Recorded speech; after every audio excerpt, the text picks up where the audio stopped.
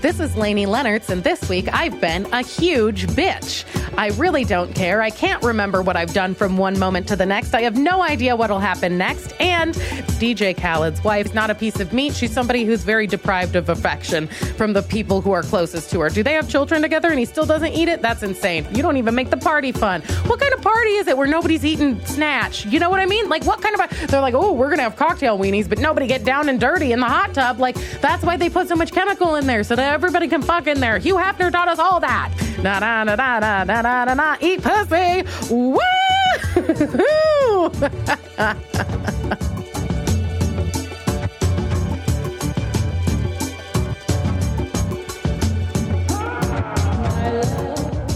It's me. I'm Lainie. This is happening. I'm talking about it. Everybody's fine. Oh, yes. Okay. So I was talking about how it coincides with my artistic output coincides with my mental health, which is a dangerous game because I have this thing planted in my head that if my therapist sometimes is like, well, what will make you happy? Like, it doesn't matter if you're, what will make you happy? Like, what if you were an overnight paramedic and things like that? And I'm like, what if I have a show to do, bitch? But I'm also sad all the time and it's not her fault. So she's kind of right. So I'm like, well, maybe she is right. And then I'm like, well, maybe do I need to be a college professor or like a horse trainer or something more secure, something with like, what can I even do with my life? That's the thing that I think most people my age are having an issue with. It's like they go to college and then they either have trained for something that makes enough money that they continue doing that with little deviation throughout the rest of their life, or they're just fucked. And they're like, what do I do? I'm for sure not going to be able to buy a house, not unless, my significant other is like an accountant or a web developer. Let's see, what are the safe professions? It's like accountant, web developer, robbery. That's a safe profession. You got money there. You got a longitude. That's not a good word. But everywhere you go, every single day, there's a bunch of people who like, how are they living on that much money? Like, do you ever go to a 7-Eleven? What the fuck are they doing with that money? One time, this is my best 7-Eleven experience in the city of Chicago, which is that one time I was, this was when I was having a complete mental breakdown, and I was going to a 7-Eleven, I think, to get cigarettes. And I quit smoking about 4 months ago, and I have never wanted to smoke a cigarette more in my life. It's so much harder than when I quit drinking, and I do not know why that is. It's like, I just want, actually I do know why it is. It's because I'm out of vices. I gave up everything and now I feel like I'm living safely and I hate it. And I really want to do some risk-taking behavior, but I also am a scaredy cat and I want it to be safe enough. I don't want to be racing cars. That's what men like to do. I don't want to be racing cars or fighting people. I just want to listen to nobody, smoke a ton of cigarettes and hang out and nobody bothers me. Like, that's my dream, just like have a bunch of whiskey and some cigarettes and then fall asleep and let the darkness carry you to the night. Woohoo! And then you wear a cool outfit and everybody's like, that bitch is crazy. I made my own shirt. What's up? I am wearing a shirt that says bitch, and the reactions outside were strange. I had one lady walk past me and she was like, I love your shirt, girl. And she was just doing a hand, but I thought it was a high five. So I high fived her smoothly. So now I'm not just the girl who's like, I'm a bitch, but I'm also like, so ready for high fives. I'm like, that was for me. I knew you were going to high five me, lady. Yes. And then this gaggle of gals walked by and they were like, I like your shirt. And I was like, thank you. And then I went into a bar to poop, and the server found out that I was just so I could go to the bathroom. And when I was leaving, he was like, have a good day, bitch. And I was like, he was a gay man. They really like to, man, sometimes I have a lot of wonderful gay friends, but then sometimes gay men in retail love to pick on me, and I don't know what it is. One time I went to get some stuff. I had this old wallet from like Target that was disintegrating. It was falling apart. And this guy saw my wallet and he goes, girl, that wallet's thirsty. And I was like, haha, yeah, I've had it for like 10 years. But he said it so many times that Jeff felt like he had to defend me. And he was like, it doesn't matter what it looks like on the outside. It's what's on the inside that counts. She got money. And I was like handing him money as we spoke. But it did get to a point where it was disrespectful. It was like, listen, first of all, we were in Minnesota, where I'm from. It's like we could both be wearing underall with diapers under it right now. Overalls with we could both be wearing overalls and plowing corn right now. You know what I mean? Like, this is not the fashion capital of the world. We are within the Mall of America right now, where you work at a stationery store. I come here to buy pretty pens and beautiful notebooks for when I feel depressed. And I'm also working at the comedy club in that Mall of America, which is called Rick Bronson's House of Comedy. But don't go there yet because I'm not there yet. Yes, it's on the 4th floor. He's laughing. It's Rick Bronson's. Okay. Yeah, he was inside of the Mall of America judging my choices. I was there with a partner. You're here working at a fucking notebook store on a Sunday, bitch. So maybe don't talk about my wallet because I know that you're making $11 an hour. You're going to put gas in your Ford Fusion so you can drive back home to shovel your walkway. Why don't you get bent? You know what I mean? Like, don't touch. That was rude. That was rude. And it was so rude that Jeff felt like he had to defend me. He was like, don't you dare. Oh, yeah. So this is my weirdest gas station experience in Chicago, is that I went to get cigarettes from inside of a convenience store. And I asked her for whatever kind of cigarettes. And the lady goes, okay, go grab them and come back. And I was like, what do you mean? And she gestures outside. She has, and I think it was like a nice car, kind of. Her car is parked right in front of the store.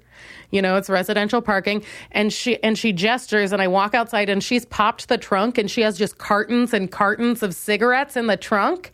And so she clearly is avoiding the cigarette tax. She's just like, go grab them, bring them back. I'll charge you for them. But we're not going to do this the $13 way. You know what I mean? Like, I'm going to make a mint off of these cigarettes I drove in from Indiana. And I was like...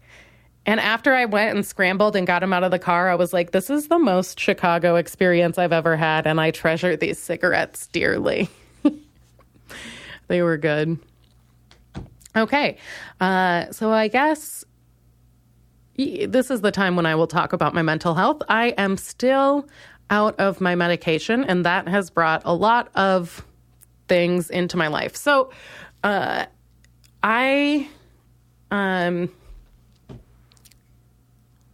let me think about how to say this. I don't know. I spend a lot of time and energy now focusing on my mental health. And it's something that I'm still not used to, the idea that I have to spend a lot more time than other people do on it. Like, it still doesn't seem like obvious to me, but I feel like a lot of the things, and maybe I do this to myself, but a lot of the things that are easier for other people, I have trouble doing. Like, being awake during the day is like very difficult. Being on time to stuff, because I'll stay up and work till 4. Like, when I used to drive Uber, I would stay up and drive people till 6 in the morning and then go to bed. Like, whatever, I'll just work until I have money. But getting up and being somewhere at purpose on 8 a.m. for no reason, it's very difficult for me. And like, I understand that there's supposedly a reason. It's something, the idea of having a job where you are in rush hour is ridiculous to me. Like, why does anybody agree to that as something that is more efficient than any other form of work? So I have trouble doing a lot of the shit that I think we're supposed to do. I guess let's go over this. Like, what do I think I'm supposed to be doing right now? I am 28. I think you're supposed to be like, what are adults supposed to do? I think they're supposed to save money. They're supposed to think about owning property at some point, like have a general idea of a plan for when that would make sense. I think they're supposed to think about having children, I guess. I'm pretty against that, but, and they're supposed to like have a spouse. I don't know. It's a lot. It seems like a lot. I could skip a few of those. Like, if I just got enough sequin jumpsuits, I mean, I'm good for a few years. Oh, man. So in terms of my mental health, I still haven't fully embraced the fact that I have to take care of myself more than I'm used to. And the issue with it is that when I have a 9-to-5 day job, it makes it a lot worse. And I don't know what it is. I don't know why, but it makes it makes it bad. It just makes it real bad. I feel like I'm in a cage and I don't know what's happening from one moment to the next. I just forget. My whole brain goes blank. I have no idea what I'm doing. Like if I put something down and then I turn around, I'm like, what the fuck where did I put that? And then I look for it for 5 minutes and then I go, oh, I remember where it is. And I start walking towards it and then I stop and I'm like, oh, fuck, where did I put it? I just forgot again. I was like, I know I have the knowledge. It'll come to me, but it keeps like, just sliding out of the back of my head, like putting down a slip and slide. You know, that age-old saying, like putting down a slip and slide, just flurb, flurb, flurb all the way down. Blurp, blurp, blurp, blurp, blurp, blurp. Yeah, my moods have been kind of erratic because the issue that I've been having is that so my doctor left his practice. And usually I would just email him and he would refill my prescription. I've been on it for a long time, not a big deal, but they police ADD medicine so closely that like I cannot, I have a pharmacy that's a Walgreens. And if I call in and I say, hey, could I actually pick it up from this Walgreens on Halstead? They'll say no. Like, that's not legal. I can't pick it up. They can't just put it back and refill it somewhere else because it's like they're policing it so hard that they're like somebody could be trying to somebody could just be drug seeking. And they won't so like I kept having appointments and then I kept missing them because I not only am forgetting, so I'm number one, forgetting things, number two, falling asleep, number three, I'm less able to deal with my moods, and number four, I'm in physical withdrawal from the drug. And I can't tell what is what, but it's like when I go to my therapist, she's like, you have to remember that you're also in literal withdrawal. So, and it's crazy because I've had multiple friends tell me like the same thing. Like I posted about this the other day and somebody contacted me immediately and was like, the same thing just happened to me. Like they're trying to get their meds now. And I'm like, I don't know what to tell you. I'm sorry because she's like, they told me to go to the ER. And I'm like, oh, well, a friend of mine, they just told her to go to the ER. And then you wait at the ER and you go through the whole thing and you get there and they're like, I can't help you. And you're like, well, I'm bipolar and I need this so I don't go into a manic spiral. And they're like, we don't know what you're talking about. And then you have to leave and maintain sanity. And that's basically, if you're white, you have parents who can bail you out. You have money. You have a community as well as a family that believes that mental illness is a thing, which is a big fucking deal because in a lot of communities, they'll say, just pray on it. They'll say like, you have to get through it. They'll say that's some white people shit sometimes. I guess the point being like, it's a lot harder for people who are in different communities than I am. And so the fact that I can't even get it, I don't know. They're so crazy. It's like, could you have a plan for these people? It is so difficult for me to get it. Can you imagine anybody with any kind of worse? First of all, if you have any kind of delusions, you're fucked. Second of all, if you don't have people who can recognize that, you're fucked. And third, if you don't have any money, you're fucked. If you don't have any health insurance, you're fucked. And if you have all of those things, you're still fucked. They still won't let you have your medication. So you know what? You really got to stay in front of it.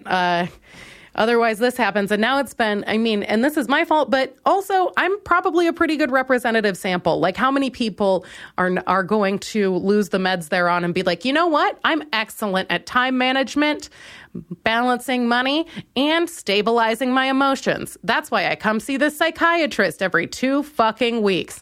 No. And I had somebody contact me who said even worse, like the psychiatrist didn't tell them they were leaving. So then you just come back, your meds are gone, and everybody's like, we don't know what you're talking about. It's nuts. Because some of the shit they won't give you, it doesn't even, I don't know who's abusing bipolar medication. And I could be wrong. Maybe that is a thing you can do, but I don't know. Ritalin certainly is. And the thing that's crazy about it, aside from how difficult it is to get, how much it's policed, and how strange the political climate is surrounding mental health, the thing in addition to that is that, I wasn't on this till 2 years ago, right? So it's super weird now to realize some of the things that are habits that I've built up and done for my entire life, realizing that's stuff that I don't have to do, So I'm more likable, I think, when I'm not on the Ritalin because I can do small talk. but I can't pay attention to full conversations. I can fake it, but you know when you have that experience where you are at a party, I think they call it cocktail party syndrome, where you're at a party and you hear your name somewhere else, and so then you start listening to that conversation and you forget everything that's going on in the conversation in front of you because you've selectively tuned into hearing what's happening over there. I do that, but with everyone. So it's like I'm having a conversation with you. It's probably funny, stimulating, interesting, but I'm also listening to what's happening on the right because I know that girl's talking about her ex-boyfriend and it's about to get lit, and I'm also listening to the person on the left because I know he's saying some fucked up stuff and I don't want to hear him saying any messed up things near me, and I will handle it if I need to. You know what I mean? And then there's somebody across the way and I'm listening to them just because I think they got weed and I would like them to share, and I'm right. And so if you just show up at the right time, you got to have your ears going. But I can't listen to one entire conversation. You know what I mean? So it's like, but if I'm on the Ritalin, I can have a conversation with you, but I don't want to talk to anybody. You know, it's like small talk I'm not good at because I'm like, fuck this bitch. You're in my way. I don't need to talk to you. I'm in the train right now. There's no reason to be yelling at people. I am walking around. I just sat in a wet spot. This has been an aggressive day and I need to go home.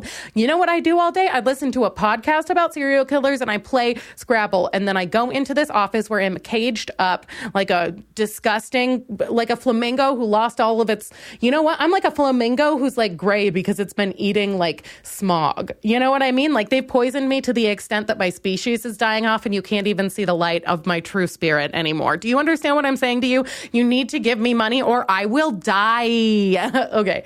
I am a flamingo that is gray. And you know what a flamingo that's gray is? That's some fucking bullshit. Nobody likes that dumbass animal.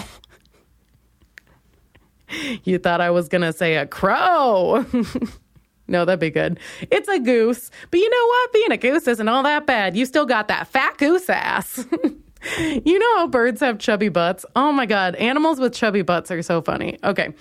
Just think about it right now. Chipmunk with chubby butt, squirrel with chubby butt. Think about a cat with a chubby butt. Oh my God. Think about a dog with a chubby butt. You know when they walk around and then their haunches move so they waddle, waddle, waddle, waddle, waddle, waddle, waddle, waddle, dog. Ow, ow. Yeah. So people like me better without the Ritalin. They have been telling me that. They're like, ooh, I like you this way. You know, because I'm friendly, I'm bored, I'm tickling people. And so they like me this way. But the thing is, I lose all patience. So like I'm walking around people, I'm sassing. The guy who sits next to me at work, he told me the other day, because he's out of Ritalin, but he probably just takes it to do his sales job and get amped up like cocaine. You know what I mean? Because a lot of them do that. And so but I take it and I just calm down and I sit there and I do my job all day. The thing is, people will be like, oh, everybody has ADD. And it's like, well, maybe you should. It's not that everybody has ADD. It's that you built the world in a way that doesn't make sense for people. You know what I'm saying? Like, literally, my job is to sit there and click all day and let people yell at me, which is fine. I mean, like, I can do it. But who has the mental, no smart person has the mental capacity to do that all day, every day for years and years and years and not go fucking nuts. Like, this is why people murder each other. That's why they have the term going postal. Okay, so let me just wrap up on that segment and let you know, not only do I not have my medication, it is also very difficult for me to get it. I did have kind of a depressive breakdown and go to sleep for 24 hours. Whatever, not a big deal. I like to be unconscious. It's super hot. I'd like to just be unconscious until it's time to get up, put on a fancy outfit, do a show, and then like I'll stay up and eat some snacks and then go back to bed. And I don't see what's wrong with that. All I want to do is wake up and carve pictures and then go back to bed. This is my dream, is to go do kickboxing and then just do shows and then just sleep all the time. That's what I want to do. So that then I get kind of buff so that then you can be hot enough to have people follow you on the internet or whatever. I don't know. I think the butt helps. And, I'm stuck. Okay. All right. So I'm wearing cat ears.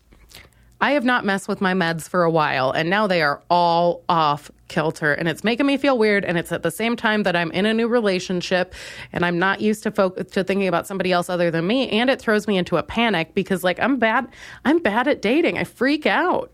I'm horrible. I do the weirdest compulsive behaviors. Like, I won't let go. It's just like a fucking Kiki's delivery service holding on to Totoro. That's mixing metaphors, but you understand what I'm saying. He's a snuggly guy. Oh, that's good. My sister did ask me a question. She said, is the lack of Ritalin better or worse for stand-up and podcasting? And I'll say, who fucking knows? I don't know. I'm not paying enough attention to be able to tell. Like, when I'm on the Ritalin, I think it's the Ritalin. But part of the reason why I'm on the Ritalin is that so I can have a job, and having a job makes me tired, which makes me sad, which makes me not want to do it because I have sad feelings, not happy feelings. That's what my therapist says. Man, is it better or worse? It's hard to tell because I do feel like it channels my attention in one direction. So I'm able to accomplish more. You know, it's better. It's better for everything because the thing is like I have cycles of anxiety so that, you know, there's more than one type of anxiety. You can have physical anxiety. You can have mental anxiety. So if you are, for example, in withdrawal and your body is doing different things like your heart rate changes or your chest feels constricted, that can give your body a physical cue to say, hey, I'm anxious. And then your mind searches for a reason for it. So it becomes a feedback loop. Your mind thinks about it and says, well, I was kind of uncomfortable about this situation with this, you know, friend, call him Smurg. You're like, I was kind of concerned about this thing with Smurg. And then you start thinking about Smurg and then you hype yourself up and then that gets your heart going faster and then you just go in loops, you know? So you just think, oh my God, I'm panicking. And then your body gets ready. And then you read that sign from your own body and it says, hey, you're panicking, get ready. And you just freak out in a circle. So that's what the Ritalin helps me with. It helps me break the, what do you call those? Compulsive ruminations that are full of anxiety. So I'd say it's easier with it because I get stuck in loops of thought that are things like, I hate myself. Everybody hates me, which is not true. I'm very fun. People like me, fine. Like, no, I mean, some people like me a ton. Some people don't like me, but I don't think I've never had a lot of people who are like, I really hate that bitch, you know? It's not, I am liked the same amount as any other person. You know, do you ever see a person in your life and you just, you know, it's tough for them? This is what me and my sister used to, this is horrible. But some people, it's so sad. You just see them and you go, she struggles.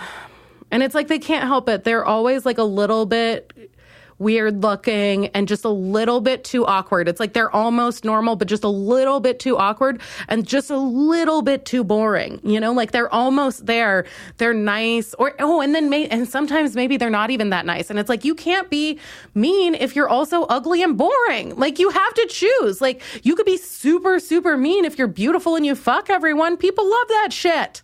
People love that, but you can't be all of them. It's the same thing as like I read that in a psychology book one time. There are 3 traits that people judge you on, and it's like your competence, your likability, and your attractiveness. You only need to have 2 essentially to keep your job or to stay on the good side of anybody. So it's like if you are beautiful and charming, you're going to keep your job regardless of your competence. If you're competent and you're beautiful, you're going to keep it. But if you don't have 2 of those, like if you're just charming but you're not hot and you're not good at what you do, people are going to be like, get this hoe out of here. Like, no, I don't like that guy. He's weird. Why is he squirming around? All right, so I've checked off my first thing, which is getting pills. Very difficult. Do not have them. It's been festival season. A lot of stuff has happened. People do a ton of drugs. I'm not that into it, but they really like it because I hear all this stuff about it and it is intense. Like if my stepdad calls it grass, that's not cool, but it's cool to melt cannabis wax into your body with a blowtorch. Like, how is that any cooler? I know, it's horrible. Anything that involves a blowtorch looks horrifying. It looks like you're trying to murder somebody. Okay, why don't they ever make drugs cute? Like, why don't they make them, why don't they make drugs for girls? Why do drugs have to be a boy thing? Why don't they make fucking drugs in like a little kitty cat thing? I'm just, okay, maybe not for girls, but this is how I would like my drugs to be. I want them to make me shit glitter. I want them to make me cry rainbows. You know what I mean? I want them to make tacos appear. And I think we can all agree on that bullshit. So this is the platform that I'm running for city council with. I'm going to make drugs accessible to everyone. They should make it. It is so hard for me to do anything regarding drugs. I'm always like, hello, may I purchase your marijuana? And you can't say that shit. You got to go up and be like, hey, I can't say it. I can't say it. I can't do it. Fucking wax. Blowtorch. That's insane. They use a blowtorch for wax. That's insane. They're like, oh, you remember that shit that comes out of your ears? We made more of that. And it looks pretty much the same, but let's shove it back in there. Like, what the fuck? Why can't you just smoke it? Smoke it. it's just not, okay. So this is my note that I have immediately after that. I don't think it's cool to use a blowtorch on my drugs. I just recently got into believing in God just because I really need a win. This is real. This is so real. Oh my God. I am a life coach right now because I'm going to break it down for you and I'm going to let you know what's happening.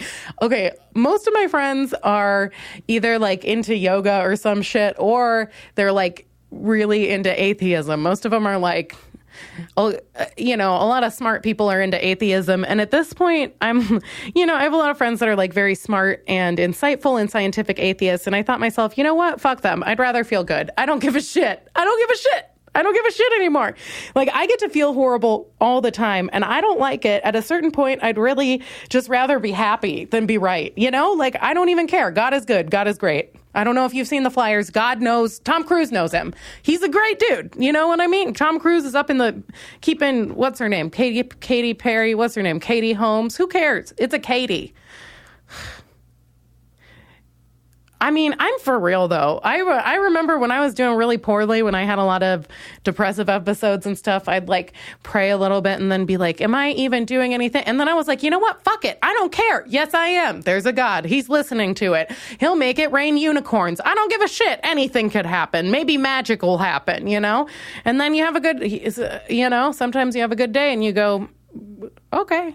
So that's the gospel that I'm preaching. But I don't like introducing it this way, but I suppose I'm in an interracial relationship. And I'm from Minnesota, so I've been around white people all my life. And then being in Chicago, I'm around other types of people. There are a lot of types of people. There are people who are Puerto Rican. There are people who are transgender. There are people who are from Ohio. And it's like, I didn't know you existed. That sounds crazy. Keep your meth at home. Get the fuck out of my bathtub. You know what? It is like bathtub gin, though. In a way, it's jazzy to make your drugs that way. Okay, so... work. This, whack, whack, whack, whack, when you see me do me, oh my God. Oh, okay. I'll tell you in a second. Oh my gosh. This is so exciting. Okay. So here's the deal. Somebody at work sent me a Bible verse in an email. He did it while we were on the phone. And I found out, okay, so I have this friend at work and I think not enough people listen to this for me to be blowing up anyone's spot. This is an editorial responsibility though that I have to deal with, even though I'm not a narrator of fiction or like a creator of essays or anything. And I mean, this is something that people like David Sedaris have to do or whatever, where they decide how much they're willing to share about other people's lives. But I do it every day. I just show up and I'm like, this bitch stood in front of me today. I hate her. Her name's Kate. She stood at 92 West Clifton. Get her, pussy, And I don't think you're supposed to do that. But so this guy, I know, it's just like, she's there still. Like, go get her. I'll tell her. I'll tell her to her face. You're standing in my way. Anyway, so, this guy from my work, he sent me, we were talking on the phone and he was talking about some girl hitting on him and he was telling the story real weird and I didn't understand it because I was like, well, that sounds great. Like, what's wrong? Like, why are you telling me the story this way? He was like, yeah, this girl was hitting on me. And it's like, what are you trying to say? Are you trying to make me jealous or are you trying to tell me some story about an uncomfortable thing that happened to you? Because those are the two options. You know what I mean? Like, he's been a little bit flirty with me. So I'm like, either he is hitting on me or he's like, conflicted by some other emotion in this situation that has yet to be revealed to me, right? And it turned out this girl was trying to do it. I was like, well, she probably wanted to grab your wiener. And he was like, yeah, that's the issue. And I was like, what? And he, despite having been married twice before and having 4 children, does not believe in sex before marriage. Does not. A 35-year-old person does not believe in sex before marriage in Chicago. I didn't know they were here with us. I didn't know they were eating mashed potatoes next to me at Thanksgiving. I did not know that they existed like this. I had no idea. So this guy is just out here not fucking? Can you believe that? And I was trying to be polite, but he doesn't swear either because he says the Lord says not to say profanities or whatever the fuck, And so I know, obligatory. But so he's just out here with 4 kids, stressed out of his mind. his testicles are probably going to fall off. They're bulging with anger semen. And you know what? He's like, how about I just don't fuck? That'll make my life better. No, you need to fuck it out, boyfriend. Get out there. Get into it. Meet some ladies. High five. Kiss on the mouth. Maybe just kiss on the mouth. Do whatever you want to do, but you got to get it out. And he's like, I just narrowly escaped and I didn't know what to say. So I was just like, oh, did you pray for it? And he thought about it and he was like, yeah. And I said, well, I guess it worked. And he went, oh, I guess it did. So I talked him into God too. But anyway, he sent me an email that said about how we're not supposed to have sex before marriage, I guess. And I was like, why did you send me this? And he was like, well, so you know, I was like, no, I didn't not believe you. Like, I believe everything you're saying. I'm just telling you, you need to go fuck. Here's the most amazing thing that happened to me this week. Nicki Minaj has a new album. And one of the songs, she said what I have been saying this whole time. And I can't believe nobody has said it before now. I cannot believe that it took this long. I am furious, but now that it's here, I feel good. And I feel like we're all going to sit on some faces and suffocate some dudes. You know what I mean? Like dead, like the mafia, like eat spaghetti, kill yourself. Do you understand what I'm saying? Yep, that's what I just said. So here's the situation. She's in a rap. She is in a rap. So I'd say she's rapping because she's within it and she is speaking vocally. So it is a rap. Sometimes they make her sing and it goes, like that. And it's like, why did they make her do this Katy Perry ass bullshit? This woman got butt implants just so she can stand in front of a bunch of straight men and be like, hey, I'm gonna be marketable. But actually all my raps are about my pussy and I'm so mad I have a lot of knives. Now I do a lot of Xanax and guess what else? I'm probably super gay. I saw a conspiracy video about it once and I believed it so hard. And now I'm like, Nicki Minaj is gay. She's my queen. And I'm not even gay. I would be a good gay. Sometimes, I don't know. I'm not a lesbian.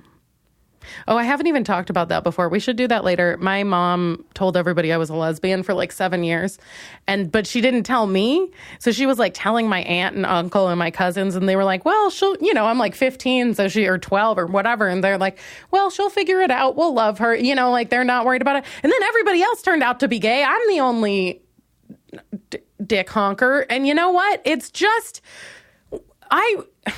my mom still like is confused about it.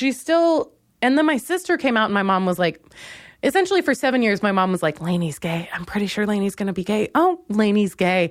And then I was like, no, I'm not. And she was like, are you sure you've been gay this whole time? And I was like, I've been telling you for like years that I'm not gay. And then my sister was like, hey, I'm gay. And my mom was like, shut up. No, you're not. She didn't say shut up, but she was like, no, you like men. And my sister was like, what? No. Which is fair. Oh, yeah, this is what Nicki Minaj did, and this is what she did for the world. And there's a word I'm not allowed to say, so I'm going to replace it with a word that starts with a B, but it is a word that starts with a letter after M. M like maybe, and then the letter after that, that's what it starts with. So I'm not even going to say that it's that word. It's like, I'm not even saying he who must not be named. I'm saying, you know that dark-ass wizard? Ah! Okay, anyway. No, that sounded worse. Okay, nobody tell. Oh my God, it sounded so much worse. I love magicians and mages. I like knights. I love wizards. I love wizards. You know I love wizards. You know what? No, I don't, because I think they're rapey. I talked about that before. Okay. This is what Nicki Minaj said.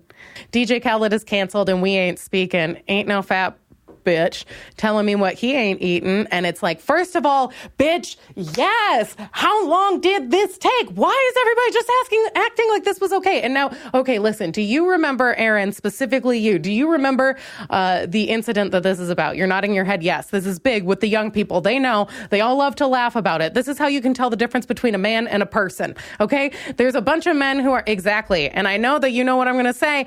Yes. DJ Khaled was talking in one of his songs about how all over, maybe just in interviews, about how he doesn't eat his wife's pussy. And hold the fuck on. Hold on. I just hit the mic because I'm very passionate. And I have heard people, even recently, men just like laughing about it, like, what a fun trick. And I'm like, oh my God, I understand where murder comes from. Why does he think that's a funny thing? Every single rap song where I hear somebody talk about this, a lot of them, you know what? That's one of the reasons why I like Lil Wayne, because Some rappers are bragging about how much pussy they eat. The ones that brag about never eating at all, it's like, what are you, a little bitch? Like, what's your problem? How is this cool? You never come up to me and say, hey, look at how many guns I don't got. Look at how much money I left at home. Like, you don't say that shit. Don't tell me what you're not doing. Tell me what you are doing. Also, if you're not up in a pussy, then tell me what you are doing. Maybe you're like financing after school programs. That's just as cool, but don't give me a negative. That doesn't make any sense. Like, hey, I forgot my coffee at the store. And guess what else? I forgot to let my dog out. And also,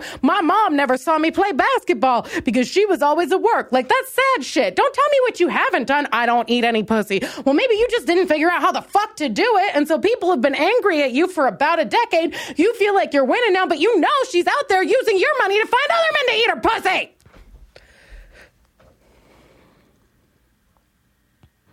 I was so mad. But she was and then she said it, and I was like, thank you. This has happened every time because it'll come up and men will be like, funny. And I'll be like, that's so funny. I would like to murder him. And that is the thing. I'm sure he has a hot ass wife. Does he have a super hot wife?